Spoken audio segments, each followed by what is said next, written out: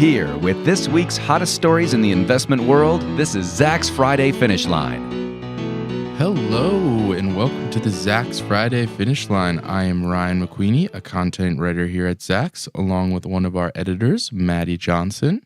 Hello. Today is Friday, October 13th. Oh, wait. Oh, my God. It's Friday the 13th.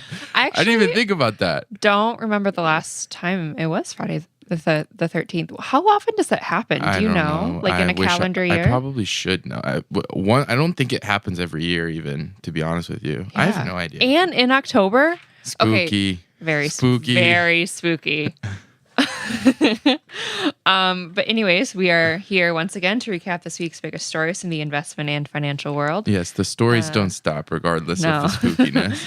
And it's finally that time of the quarter again, and in anticipation of the first big wave of Q3 earnings reports next week. It's back again. Mm-hmm. We're back. They're back.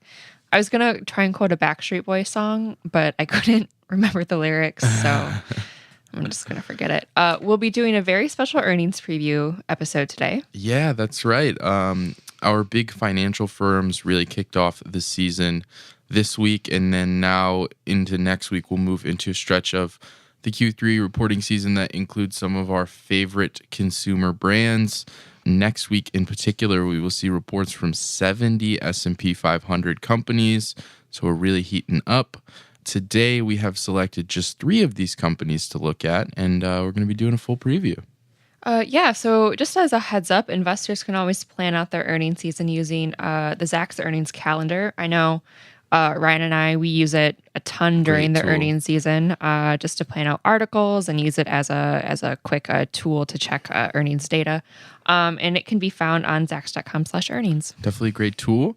And we'll start on that note with a report coming out next week from a player in the tech world. This is PayPal, a leading digital and mobile payments company that was spun off from eBay in 2015. Heading into the report, PayPal is a Zacks ranked number 1 strong buy, and rising demand for mobile payment solutions has helped this stock gain more than 67% year to date. PayPal will report its Q3 results on Thursday, October 19th. PayPal's second quarter saw the company's revenue pop 18% to hit $3.14 billion, while the company's earnings jumped 27% year over year. This quarter, based on our latest consensus estimates, we expect to see the company report earnings of 44 cents per share and revenues of $3.17 billion. These results would represent year-over-year growth of 25% and 19% respectively. So we're talking double-digit growth on the top and bottom line. And it's also worth noting that PayPal has surpassed earnings estimates in each quarter since its spinoff. A few more things to consider here. PayPal owns mobile peer-to-peer payment giant Venmo. Love Venmo. This is a millennial favorite and kind of a cross between a social media platform. It's not really a social media platform, but they have like a social element to the mobile payments. Because you can creep on what other people are doing with their money. There's like a feed for transactions that you can see what your friends and connections are doing. That's why, sorry to interrupt, but not sorry, but I'm just going to interrupt. Okay. So a lot with the feed is that when you send people money or you request money on Venmo, you can put a message. And that's why a lot of people use emojis to describe why they want the money or why they're sending the money, is because that message ends up in other people's feeds and you don't really want a detailed description of why you're sending people $75. Yeah. So you want it to be a little bit discreet. So you'll notice like a string of emojis. Yeah. And you have to kind of figure out what it means.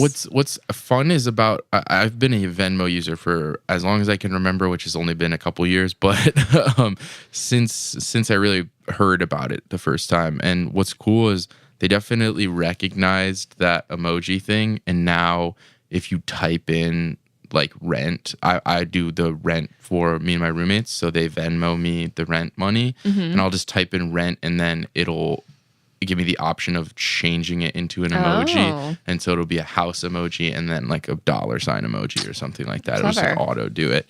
So yeah, it's definitely up on this social element and this kind of millennial focus to it as well. For those of you who don't know, if we just kind of went over your head with all of that, it's just a mobile application that allows you to send and receive money. You send money directly from your checking account, and then when you receive money from someone, it stays in this kind of limbo of your Venmo account, and you can cash it out into a direct deposit into your bank account.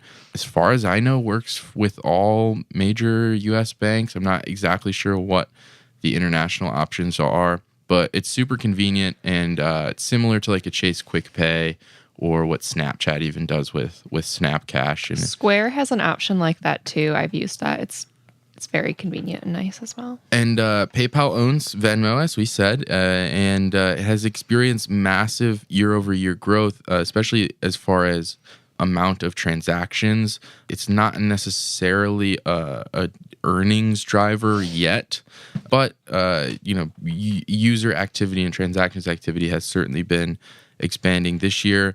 Other things to note for PayPal, company now partners with credit card giants Visa and MasterCard. Previously, all of these companies kind of at odds saw PayPal as a competitor. But now, in fact, in August, MasterCard introduced a PayPal cashback credit card.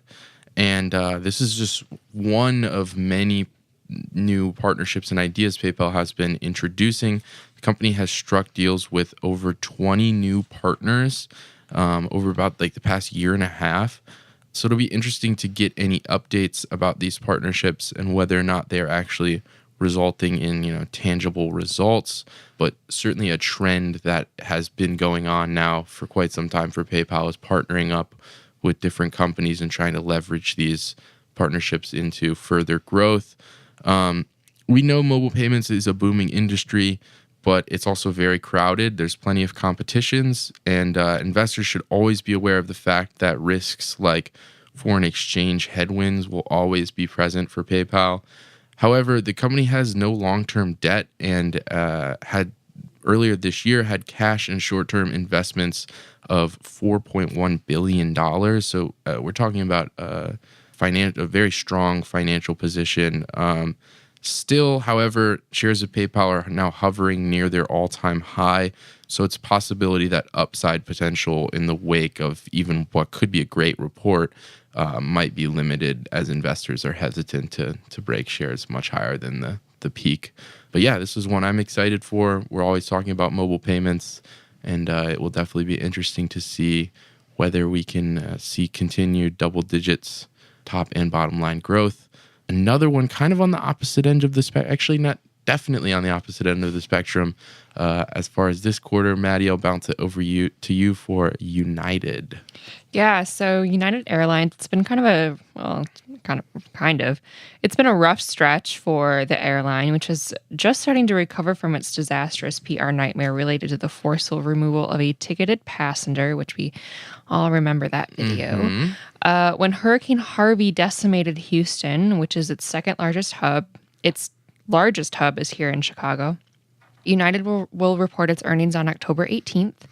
In last quarter, United reported earnings growth of 5.35% and revenue growth of 6.5%. However, this quarter, the company is approaching its report date with a Zacks ranked number 5 strong sell ranking and a number of major concerns. So kind of looking back at Harvey, more than 7,400 flights out of Houston were canceled during the storm or due to the storm, and operations at the George Bush Intercontinental Airport were suspended for 4 days. So given United's connection to the airport, it will likely be the most affected by the storm. The airline has trimmed its views with respect to pre-tax margin and passenger revenue per available seat mile, aka PRASM, the really important metric for airlines for the current quarter, mainly due to Harvey.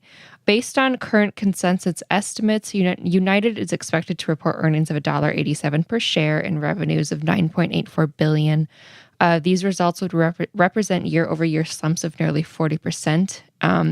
And 0.75% respectively. So, yeah. Not good per se. Not good per se, but potentially not the only stock to see these negative effects caused by Harvey. Yeah, and unfortunately for an airline company, this is just one of those risks that is present that doesn't necessarily reflect on management or overall company strength. When you talk about one of our most devastating hurricanes on record coming right through the heart of your second largest hub, not a ton you can do about that. Sure. And should be more of a near-term challenge than a long-term issue. We do kind of already know a little bit about how it's affected it, like tangibly, the trimming its view with, as you mentioned, respect to pre-tax margin and PRASM, kind of already came out and said how bad it was. I think a company spokesperson said that it was, like, as far as operationally, the most devastating, like, external event as far as just impact on the company, which I thought was really interesting. Worst outside event in company history. So with that kind of adding to the idea that maybe a near-term challenge that isn't necessarily reflective of how United is doing right now, but something that's going to affect investors nonetheless. Mm-hmm. Definitely. Moving on now, most highly anticipated report next week for me. I don't know. I don't want to speak for you or the rest of the world, but I got to imagine this one is going to be garnering a lot of attention around the markets. Of course, I'm talking about Netflix, which is slated to report its latest earnings results on Monday, October 16th. As management would definitely tell you, this fiscal year has been incredibly important for Netflix's long-term development, and these latest quarterly results should reveal even more about the success and future direction of the company. For those of you who don't know the context, Netflix's international kind of expansion, aggressive international expansion into a bunch of new markets really ended last year, kind of hit its peak in late 2015 and then ended last year.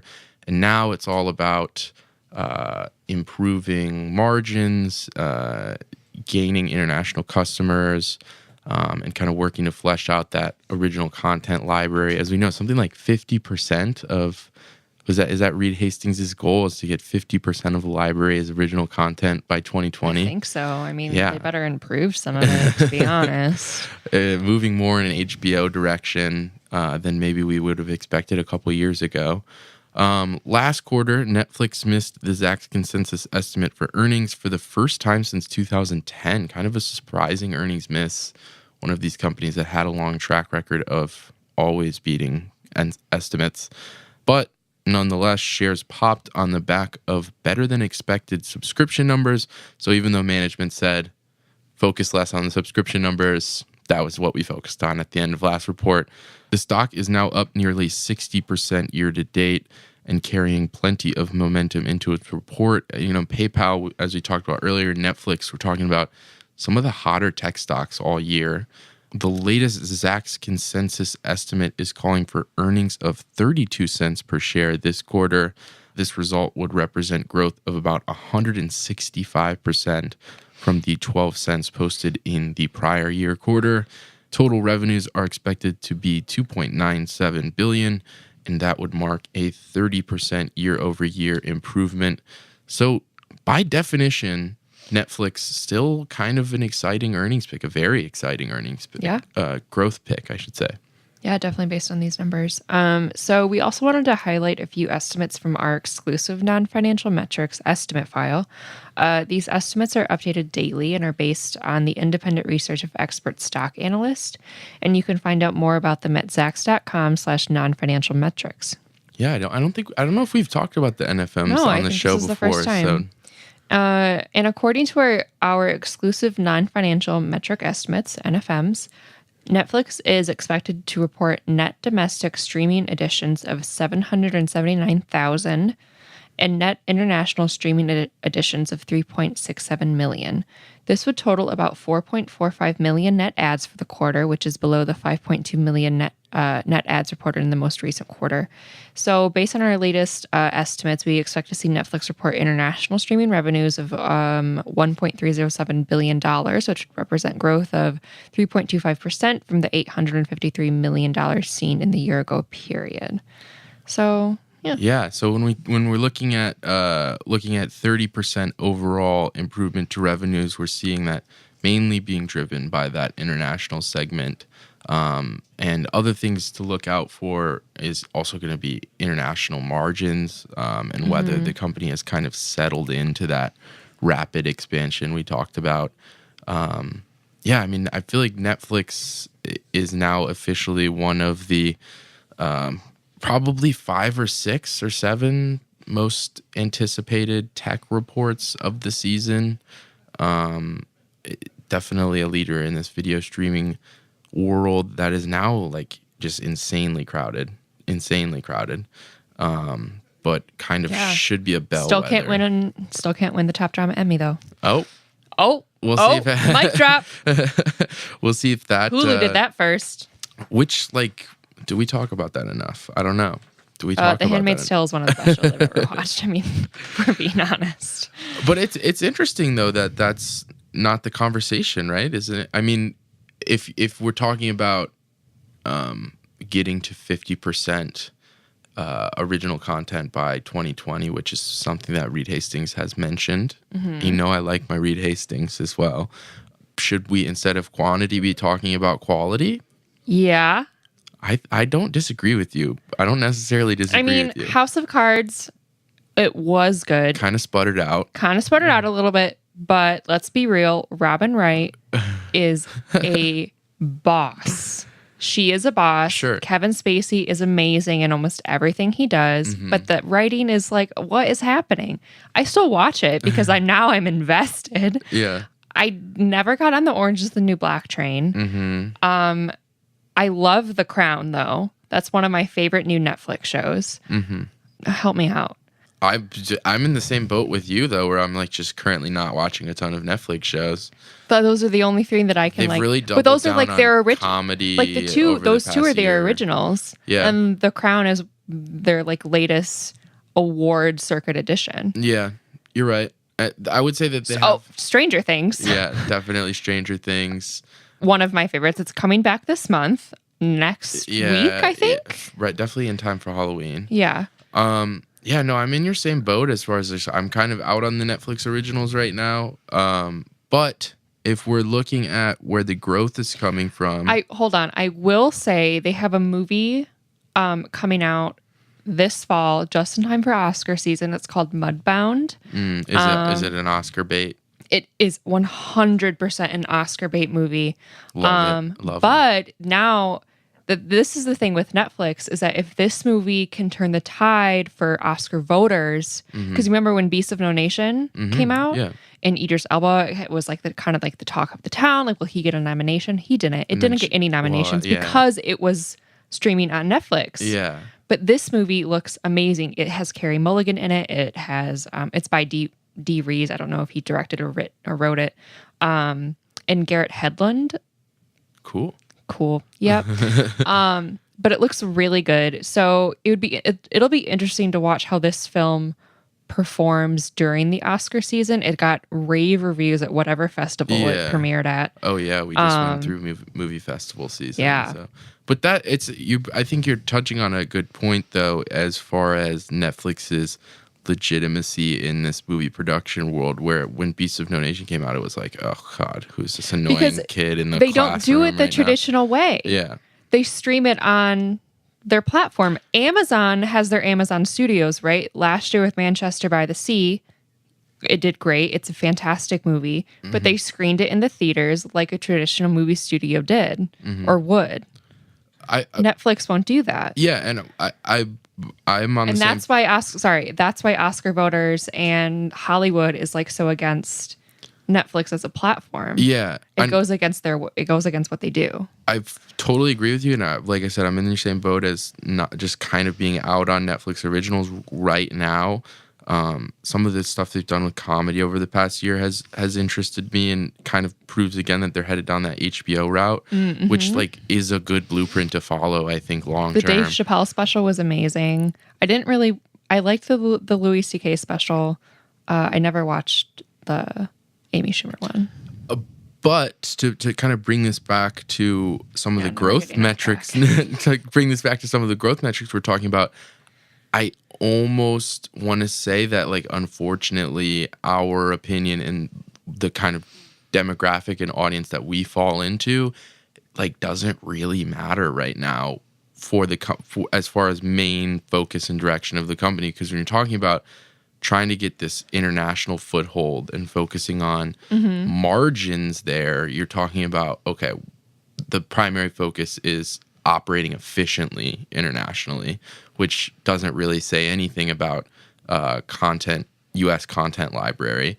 And then if you think there's still probably the most exciting growth prospects for subscribers abroad, then you're thinking about more of a focus as far as like international content libraries. So when you're talking about breaking into India, that's kind of a whole different entertainment landscape and a whole different industry, and the industry operates differently, and you have to be thinking about content that market is going to like, which we are not a part of. So maybe our hopes for, the best drama Emmy picks, like that type of content, like maybe it's just not currently right now a focus, and it is something that will take time to play out. I don't really know as far as strategy for content library what they're thinking right now, but you would think, just based purely off the numbers, that the focus is probably more abroad than anything else, which means for us poor folks in Chicago, we're just gonna have to be fine with another season of Stranger Things, I guess. Well, that's fine, but like, I can do it. I can do that. Anyways, I agree with that, but like, why would you make the U.S. content suffer from that? Why would you just keep putting out crappy content just to hit that 50% mark? No, you're right. I mean, because then, and now with the subscription plans going up in price here as well, you're talking about, all right, now you have to convince me that it's worth $2 more a month when I've got like 3 other subscription plans. My Netflix strategy is to cancel it when I finish watching my shows. And that's what they definitely don't want. So that's definitely... Are you listening, Netflix? Yeah. That's, as much as the focus is abroad, you definitely can't. They already took away my Friday Night Lights because they didn't renew the contract, and 30 Rock. Yeah. So if they're going to do that with every other great show that they have in their library. Well, and that's what with the going to the 50% original content, that means more original content, but also less third-party content. And they're already, all of the Disney-owned content is going to go away soon. That's going bye-bye. And then that's another decision that I have to make once the Disney streaming platform comes out, is like, which ones am I going to pay for? Because once I get to $50, $60 a month in streaming platforms, now should I just get a cable package? Like, why did I cut the cord in the first place? Comcast is like, this is what we had planned all along. Enter the whatever X1 streaming box or whatever it is. Comcast, it's funny because the dream, which I think was like a 10-year ago dream of like, wow, it would be nice if I could just pay only for the channels that I watch on my cable. Now that's about to be a reality from a very roundabout way of like scooping up each person's over-the-top streaming platform. And you've got now your Netflix and your Amazon in the mix as well. Mm-hmm. And yeah, I think people were like, no, that's not how TV works. It'll never be like that. And now we're pretty much there with all of these companies and their platforms. Mm-hmm. I think you're 100% right. And I would think that as much as the focus has to be abroad, as for a growth standpoint, the big concern is not just plateauing on domestic subscribers, but people like you who are feeling like ready to not even need Netflix anymore. I mean, honestly, like once Stranger Things premieres in October, once The Crown premieres in December, I don't need it until the House of Cards premieres back in April or May of next year. Fair enough. And Anyways. we'll only continue to be a bigger problem as more people enter this market. As we're saying, the Disney streaming platform should be out within And then the next couple of years. Game of Thrones will be back on until 2015. So on that note. Yeah. So a lot of interesting points being made. I will say, regardless of these kind of long-term things we touched on, should be another impressive quarter of growth for Netflix. And we will see exactly what those results are, as we said, on Monday after the market closes. That just about, and I'm sure we're going to cover the results next week as well, because we just can't get enough Netflix. That just about does it for us this week, though. As a reminder, guys, feel free to shoot us an email at podcast@zax.com if you feel we missed anything, or if you want us to cover another story. Lots of earnings coming out, so if you want to hear about a specific report, let us know. You can also check out all of our other exclusive audio content at zax.com/podcasts. Remember to subscribe and leave us a rating on Apple Podcasts. Thanks again for joining us. We will see you next time on the Zax Friday Finish Line.